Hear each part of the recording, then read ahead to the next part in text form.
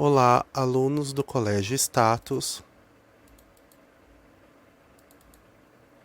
Aula de redação número 5, sexto ano, com o professor Aldemir. Hoje veremos texto de opinião, ok? Texto de opinião. O que é um texto de opinião? É um texto onde o autor expõe o seu posicionamento. O que seria posicionamento? Ele expõe as suas ideias, os seus pensamentos sobre um determinado tema. Tema esse de interesse público. Quando eu falo em interesse público, eu estou falando em temas relacionados à sociedade. Às vezes um problema social, às vezes uma informação que está acontecendo aí na sociedade. Então, quando eu vejo esse tema social, eu faço aqui um texto de opinião, expondo os meus pensamentos, as minhas opiniões, os meus argumentos sobre esse tema, ok?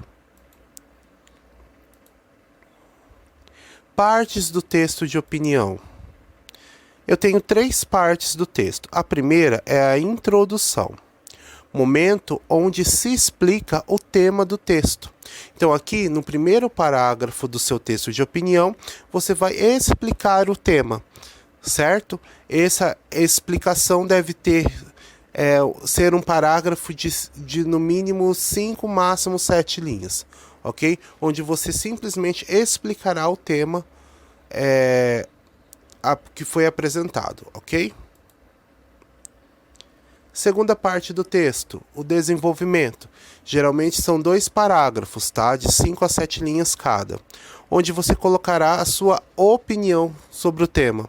Então aqui você vai trabalhar com a opinião, né? Geralmente o primeiro parágrafo do desenvolvimento eu trabalho com a apresentação dos meus argumentos, das minhas ideias sobre o tema.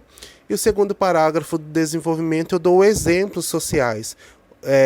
Exemplifica o que está acontecendo na sociedade sobre o tema, ok? E o último parágrafo do texto seria a conclusão.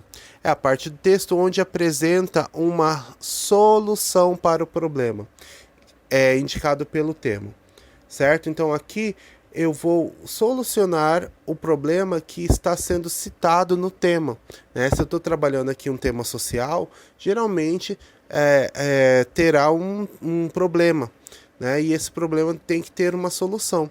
E é onde você vai apresentar uma ideia de solução para esse problema. É um parágrafo também de 5 a 7 linhas. Então aqui eu tenho as 3 partes do texto de opinião. Introdução, eu vou dizer o que é o tema. Desenvolvimento, eu vou argumentar, eu vou dar as minhas ideias sobre o tema e colocar exemplos sociais.